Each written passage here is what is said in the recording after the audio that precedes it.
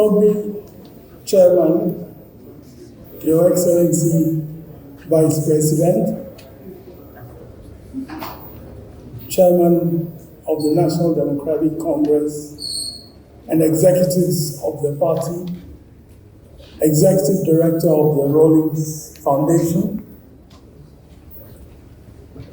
and I would like to acknowledge my own the Rawlings uncle, Colonel Joshua Guti.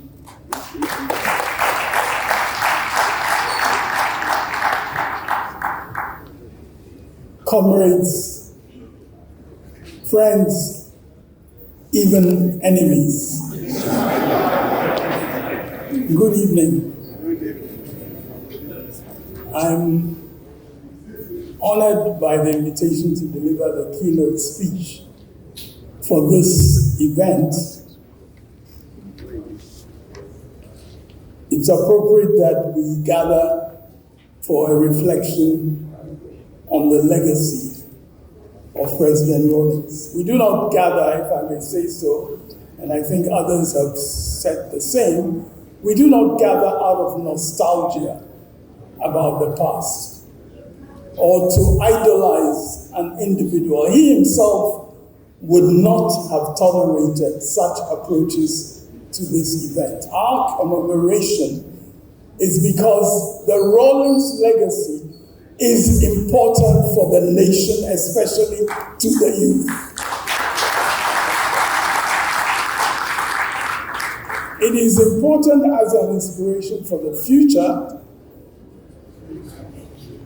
and I dare say that it is particularly important in the midst of the desperate attempts by some to rewrite Ghana's history and to project national significance to certain people simply for partisan political purposes or for reasons of family or ethnic pride. The power of Rawlings' legacy is in its unmistakably national character and significance.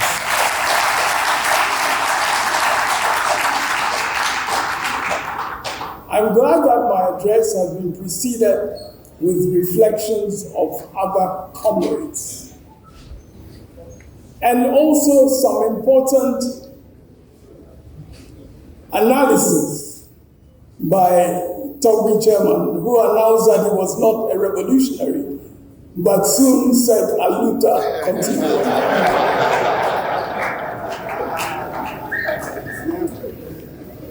And so I'm sure that what drew President Rawlings to somebody like Toby upon the 14th, right, is precisely his recognition of certain capabilities that could be helpful to the nation. And he was relentless in his intent to identify capabilities wherever they came from. I want to insist from the onset that the NDC must use this commemoration to reflect on its future, its message, and its value proposition. What does the NDC have to offer to the nation, to the world at large, now and into the distant future? There is a danger, especially after what the country went through in the disastrous 2017 to 2024 period under President Akufo-Addo and Vice President Rawlings.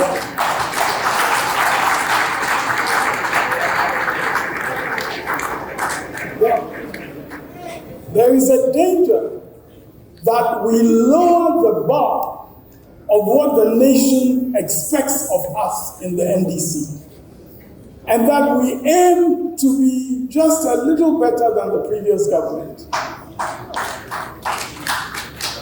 Appointees would only seek to compare themselves to their predecessors, and by that measure, be content with some improvement in performance, and therefore become complacent.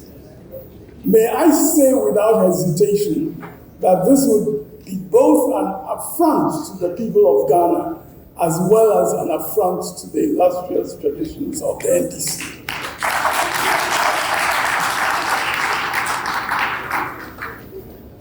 The decisive rejection of the NPP in the December 2024 elections, both in the presidential and the parliamentary elections, that is decisive proof that the ideals for which the NDC was founded and which we still hold dear, these ideals matter to the people of Ghana. Accountability matters.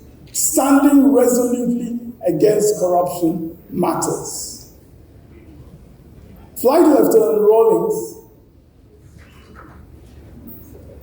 thank you.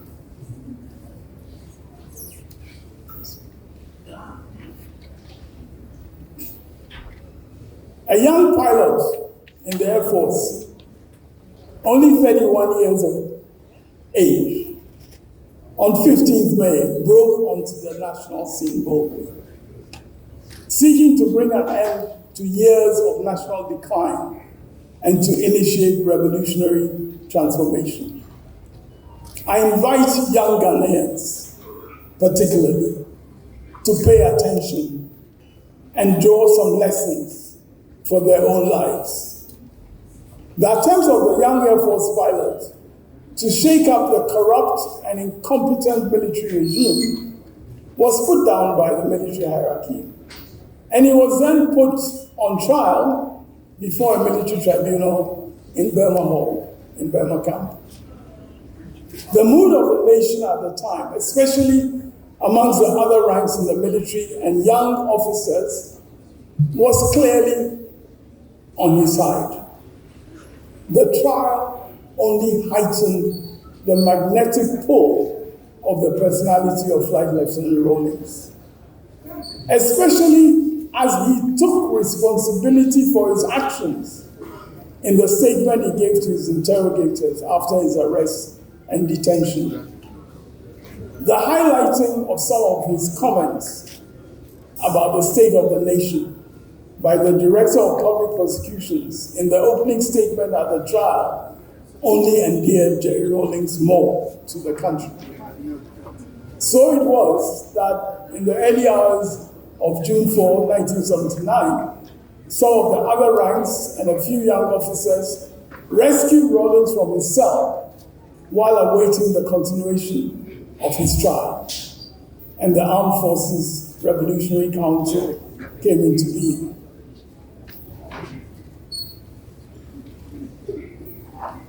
Naivety in assuming that after 3 months, holding elections that were previously planned would achieve the intended national transformation. This is something that was subsequently admitted by Rawlings himself. The new civilian regime under the 79 Constitution targeted Rawlings and his associates. Taken together with the stresses of the governing party, the PNP's own internal crises, and continued national unrest, the return of Rawlings with the December 31st, 1981 revolution was not surprising. The PNDC was established, the Provisional National Defense Council, under the chairmanship of J. Rawlings, this time with a long-term aspiration to transform the national situation. The decade of the 1970s had seen a dramatic decline in the economy and in Ghanaian society in general. And I think my previous comrades have spoken about Kalabule and so on.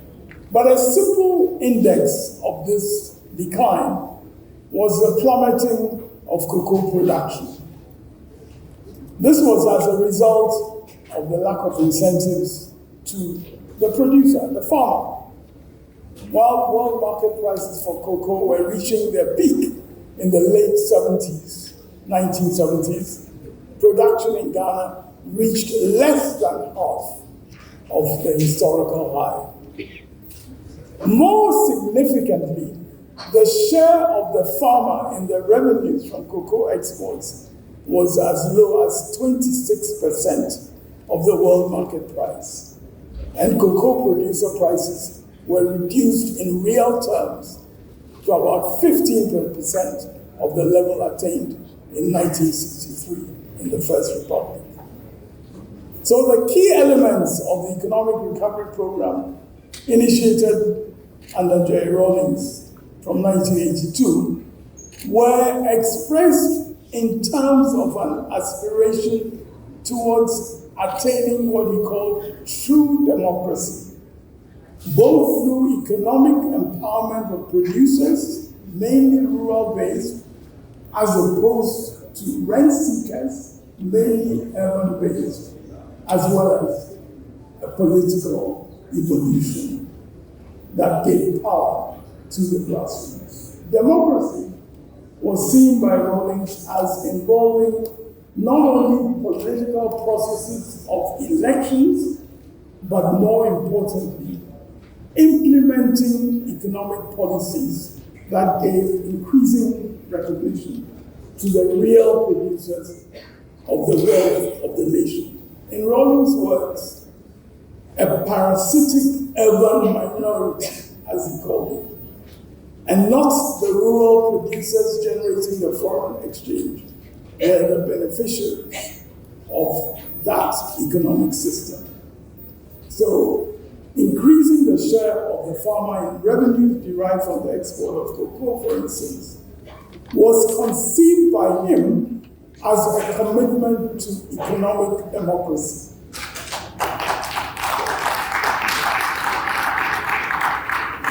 For him, this was a revolutionary overturning of the past ways, which had undermined the role of the rural producers and given the control of the foreign exchange that was earned from their hard work to an urban-oriented, central government-controlled process of administering scarce resources. This encouraged rent-seeking and corruption rather than production. And that is what gave rise to the total national mobilization around cocoa production, for instance, that occurred in 1982. Now, it's important to acknowledge in this connection that students, for instance, who rallied to the cause of the revolution, abandoned their campuses to get into achieving this goal of reversing the decline of the cocoa industry. The workers who volunteered their participation, these were also important agents of the revolution. Rawlings knew that it was not all about himself, it was also about all the country and the mobilization of everybody in the country. So there began from early 1982 the homegrown attempt to stimulate key sectors of the economy and their foreign exchange earning capacity and discourage the unproductive uses of foreign exchange, which was, and all these attempts, all these efforts were initiated even before any agreement was reached with the IMF.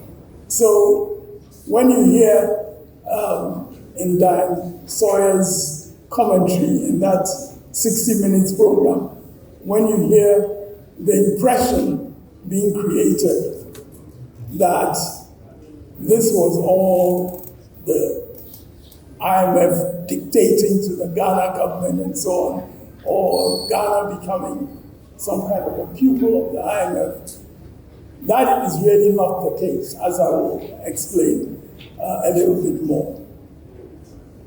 But it was important, of course, as Rawlings specifically stated, in that interview to obtain resources from wherever they came. And the IMF is a body to which the country has belonged since independence. And if resources could be negotiated from the IMF, the World Bank, and other institutions, it was important to do so. The economic transformation that occurred under the recovery program saw the revitalization of the cocoa mining sectors in particular to ensure value to producers and productive enterprises. Again, as was noticed in that 60 Minutes program, gold mining, for instance, became an important part of the recovery of the Ghanaian economy. In place of talk in the 1970s about the commanding heights and reliance on the state gold mining corporation as the path to success, the PMDC recognized that foreign investment was necessary and could be aligned with national priorities. And this is what ensured the required massive capital infusion, which restored Ghana's gold mines to the position that was achieved to become the first ranked producer in Africa. This is what enabled those same mines, which had been declining under the State Gold Mining Corporation, to begin contributing significantly to government revenues as well as to development in local communities neighboring the mines. A similar approach in terms of inviting required foreign investment was adopted in respect of oil and gas exploration. And that is when GNPC was established as a national petroleum corporation that would partner with the relevant foreign investors. It is sad to consider, by comparison with that approach, the destruction of the oil and gas sector under the Akufo-Addo and Bawumia regime, and the loss of confidence on the part of investors, which has brought the whole sector literally into a real state of decline, low production, low revenues, and little interest from international investors until December 2024. I think it's important in discussing this area of foreign investment to recognize that sometimes our talk, even from what should be relatively responsible quarters, does not in fact reflect an appreciation of either the frameworks that are in place or the realities in terms of foreign investment. I, for instance, heard some very distinguished commentary about concession regime arrangements for oil and gas production, and it has been claimed, for instance, that we have a legal regime of concessions, which is a bad regime as compared to production sharing regimes, and a lot of noise has been made around that.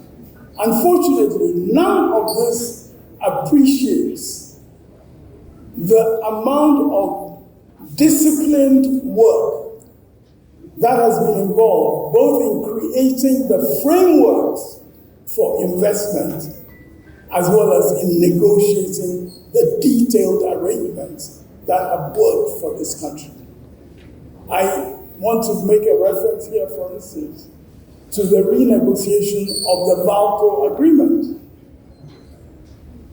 A renegotiation which was conducted by a really high-powered team under Professor Akila Kwasoya, and through which Ghana began to align the investor interest of Kaiser Aluminum with our national priorities.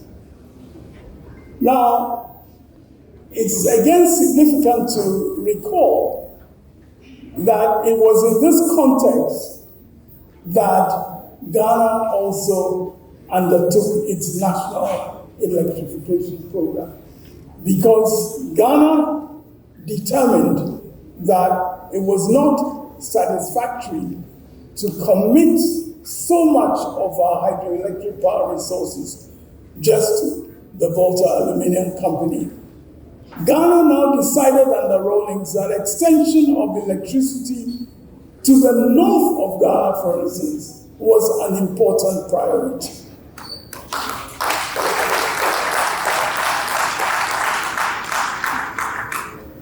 Now, this judgment about extension of electricity makes it necessary for me to highlight Rawlings' personal commitment to that goal. Because, frankly speaking, at that time, the Volta River Authority and its leadership were very skeptical about extending electricity to the north. And their reasons seemed reasonable, because in terms of their calculations, there was not a sufficient demand in the north for you to expend all the resources needed to extend the infrastructure to the north. So I'm not condemning those people who have that mentality, but it is important to recognize that President Rawlings insisted on that program of extending electricity.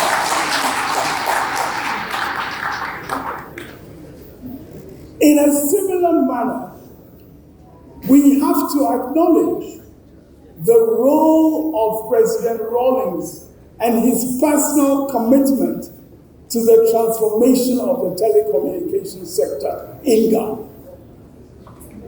That role included, again, recognizing that Ghana Telecoms, as an institution, an important national institution as it was, could not be depended on for the entirety of the requirements of the nation, and particularly in terms of the technology transformation that was needed in anticipation of the digital age.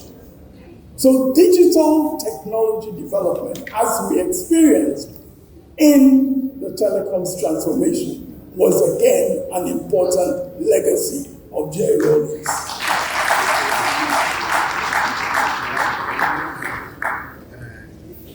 It was in this period also that the airwaves, the radio waves and so on, were liberalized. A new broadcast industry, again featuring private sector participation, became possible. And the point that I really want to draw the attention, especially of our younger generation to, is that it is easy to take for granted these realities. Because today, the airwaves, many, television stations, many radio stations across the country, FM stations, what have you, we take them for granted. But what it took to make that transformation should not be lost on us for one moment. Making that transformation also required human capacity building, something that was very dear to the heart of J. Rawlings.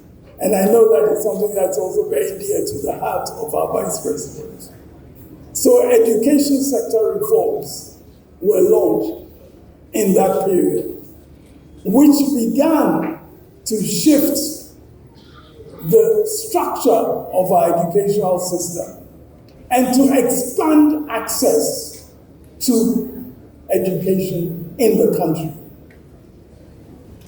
Mention was made, for instance, of the creation of the University of Development Studies in the North, and I'm sure many of you know the story of attempts to have Rawlings put his name on that university and so on, and he rejected that kind of approach. His interest was in the capacity building involving developing the resources, the human capacities of other people, the resources of the country, not in his name being affixed to a university.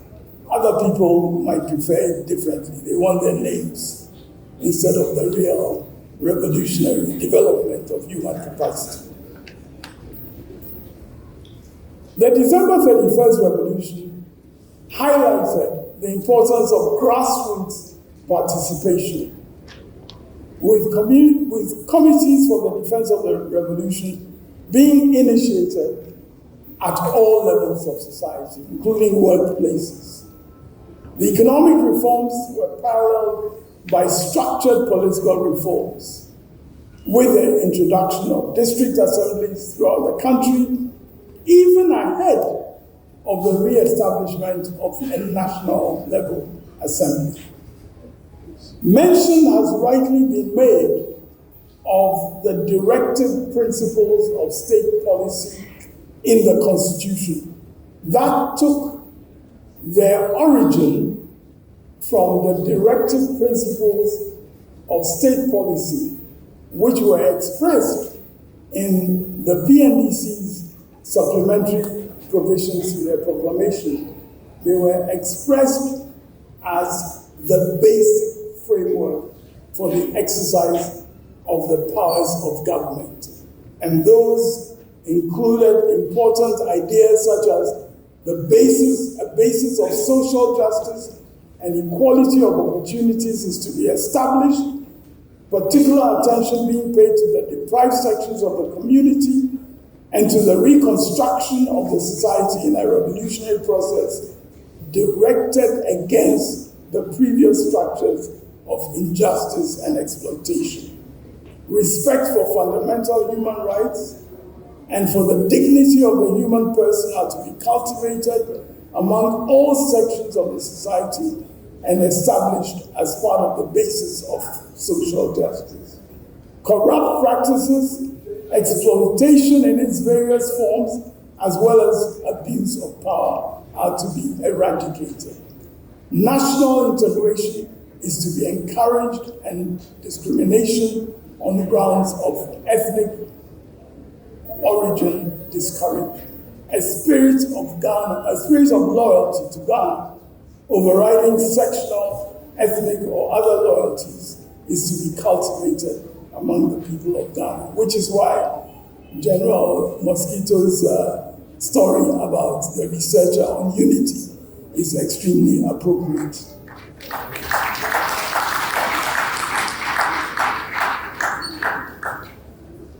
There was an important element of continuity between the PNDC and the NDC that I believe should also be highlighted because it was an important contributor to the stability the nation has enjoyed.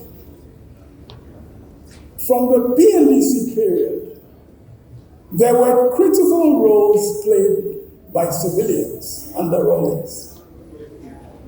Mrs. Anna Inin, I don't know if she's here today, Alhaji Mahama Idrisu, Mrs. Mary Grant of blessed memory, Eboteria of blessed memory, they were members of the PNDC who played important roles in counseling President, at that time, Chairman Rawlings. There were a number of other key players, and At the risk of leaving out important names, I want to highlight a few names and highlight exactly what made their role so important. Mr. P.B. Obeng, who was referred to, again of blessed memory, he was referred to in those days by the title of PNDC Coordinating Secretary, coordinating the work of the Committee of Secretaries, as the ministers were then called. There was Captain Tsikata, retired then from the military, and who was the PNDC member responsible for foreign affairs and national security. There were personalities like Justice Annan, Dr. Obeda Samoa, Nathan Kwao, Kwesi Rena, I made reference to Professor Akila Kasoya, Governor Shabo, Governor Gama, to name a few. All these personalities had vital roles in navigating the country out of the depths to which it had sunk. Some other key figures may be mentioned, especially when we talk about the designing and implementing of the economic recovery program. People like Dr. Joe Abe, Dr. Kwesi Botre, Atua Hoy, Kwame Pepra, Apia Koran, again, just to name a few.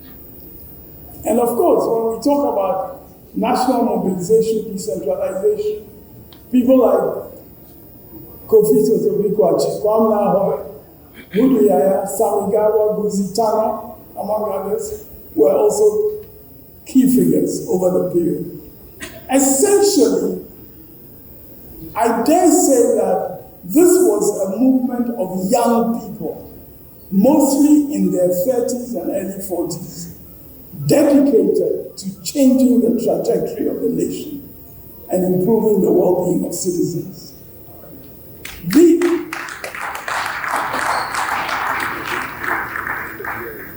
These were people committed to restoring the pride of the nation within the Committee of Nations.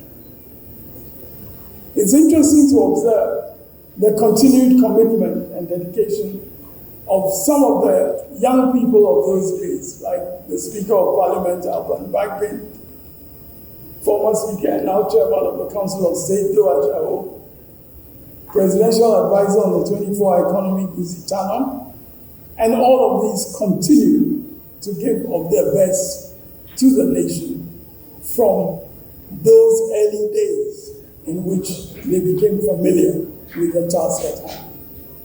So I reiterate my message to the youth. Mobilizing the youth for nation building is critical.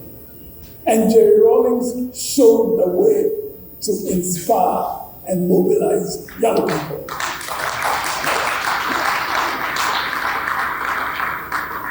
And whether they were in the military context or in the civilian context, he showed and led the way.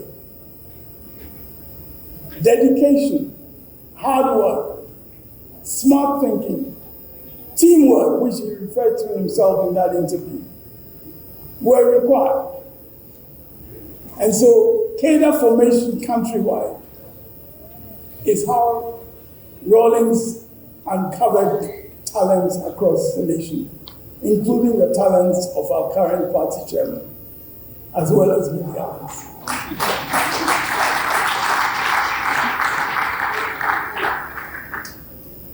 Of course, women's empowerment was also a critical aspect of his commitment. And in this context, he was helped tremendously by his wife of blessed memory, Nana Koneki Ajimadori.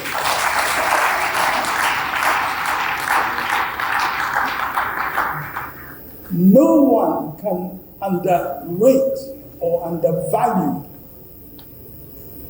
the role of the 31st December movement in galvanizing the women of Ghana into support for the revolutionary process under Jerry Rawlings. No one can underrate the role of December 31st. There are, of course, lessons to be learned going forward.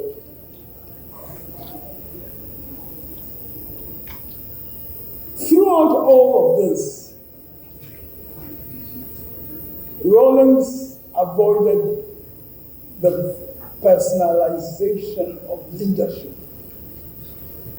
He was never interested in his name appearing on national places of significance. And he never had a third-term agenda.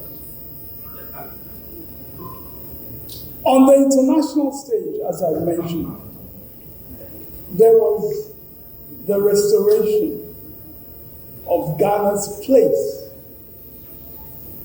in the Community of Nations.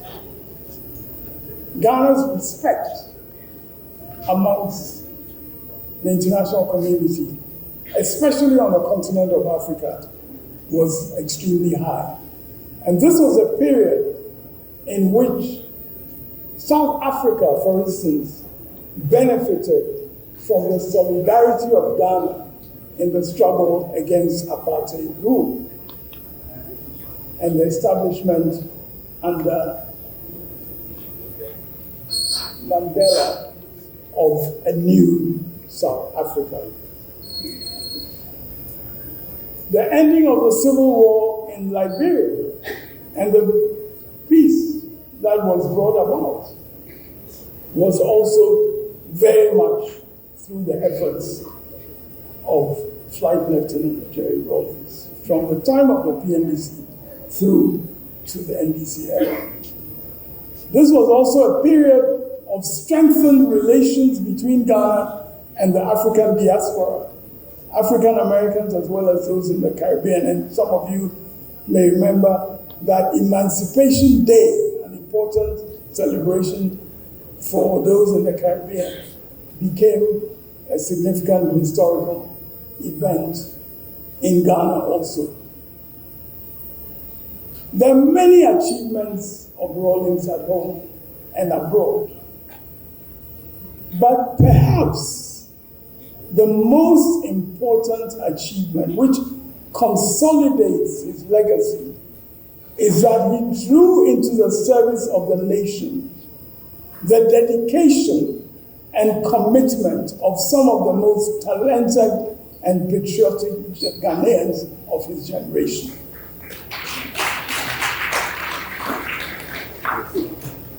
The achievements during his periods of leadership, as he recognized, were collective achievements.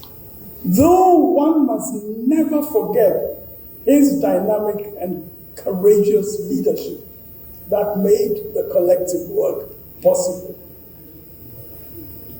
On an occasion a few years ago, somebody who had been a chief director in the Ministry of Finance during the late 80s and 90s walked across to me after a funeral service at Reed Church. And he spoke with such passion. He said that he was in a situation where his pension was under threat from the domestic debt exchange program, as it was called. His pension was under threat. And he started recalling the work ethic of the PNDC and NDC days under Rawlings. And he just stated matter of fact that for all that someone like him had done for the country in those days, he was now finding himself in the position of a pauper, because even the pension that he was entitled to was being devalued. Now that, for me, was a telling conversation. I've never forgotten it. I've never forgotten it because it made it clear to me that the nature of the collective enterprise that Rawlings stimulated did not just include party political people. Let's be clear. That collective enterprise involved some straightforwardly honest public servants who had continued to serve the nation. And I believe that we in the NDC must recognize this aspect of our responsibilities if we are to project the Rawlings legacy. We must project it. Indeed, as a party, we must own it, but we must recognize that it is owned by the nation and not just by us.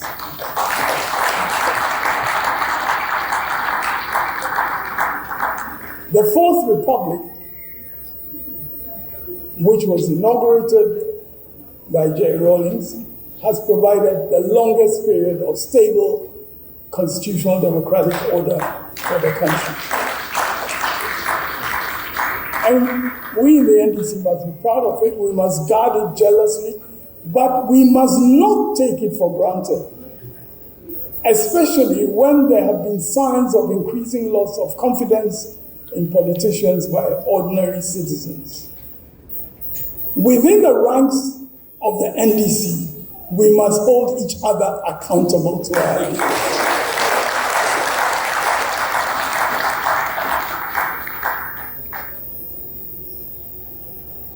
So, probity and accountability indeed form the bedrock of the work of national reconstruction, restoration of confidence in politicians, but probity and accountability are not sufficient. Nation building, economic development tasks are not about rhetorical slogans. They involve hard work, smart decision making, and the building of institutions. They involve establishing capacities for people to achieve wealth. Wealth not for themselves, but for the people. Wealth not for politicians and their families and their associates, but for the people of Ghana at large. So, in honor of J. Rawlings and as an expression of the ideals of the NDC, we must raise the bar of service to the nation and mobilize the nation to reconstruct the future.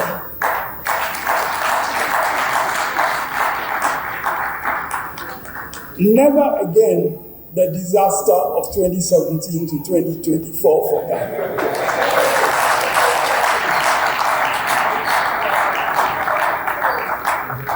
Never again. As I conclude, I would like to put forward a proposal that I believe will cement the legacy of J. Rawlings. I believe, and I think this will be very much in collaboration with the Rawlings Foundation, I believe a Rawlings Legacy Center is something we must establish sooner rather than later.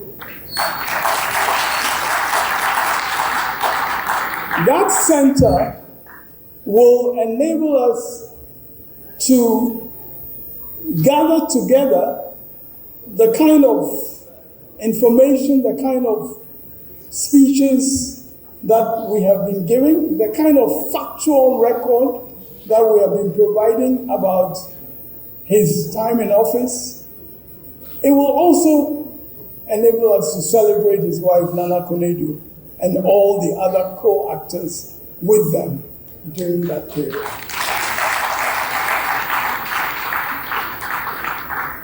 We would have the co-actors writing about their work alongside Rawlings. And again, I just mentioned here two people who served in the PNDC, Mrs. Anna Enin and Alhaji Mahama Idrisu. They are my major targets to provide us with their perspectives from those early days. And these materials, these perspectives will be provided not just from, so to speak, the higher level political actors, but from the secretaries who worked in the castle, one of whom I talked to recently. And again, she was passionate in recounting to me the work ethic of that period.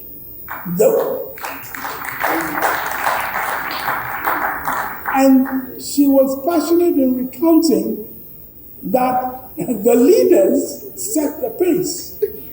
The leaders set the pace. So it was not a matter of letting the slaves do the labor and the leaders just having a good time.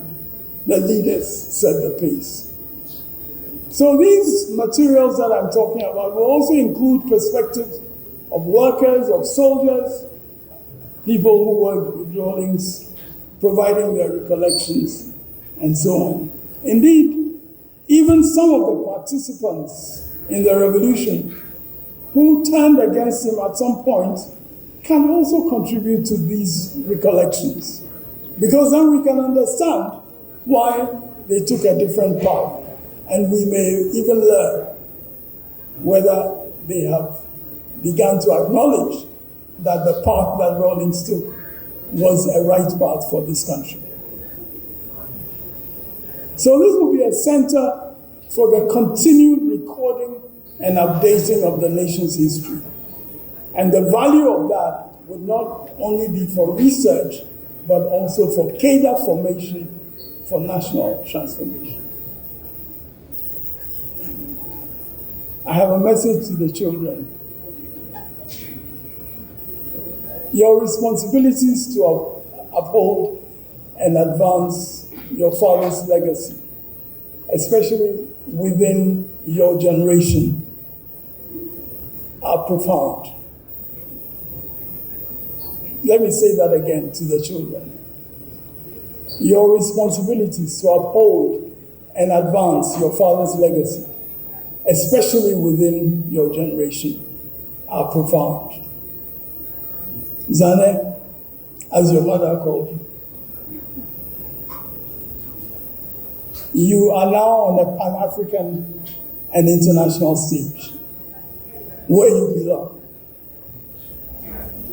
And I have no doubt that you will carry out your task on that stage with the distinction that your father also exemplified.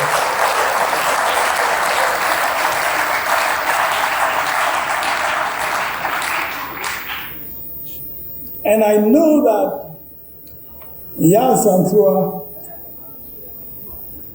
Amina, and Kimapi, I pause with each name because I wanted to sink in how Jerry Rawlings named his children after African war heroes. All of you have important roles also to play in upholding and advancing your father's legacy. It is sad that your mother is not with you and with us in this celebration. Her sudden passing last year, when plans for commemorating Jerry's 5th anniversary of his passing were being finalized, was a sad and shocking event. But know that we are with you as you strive to follow the example of your dear father.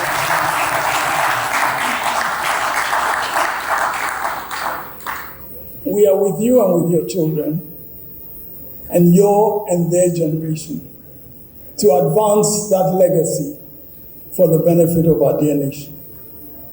My final words, directed principally to all of us in the NDC, especially the younger generation, and most especially to those holding important offices of state. Be wise, be humble, be strategic. Above all, flee from all corrupt ways.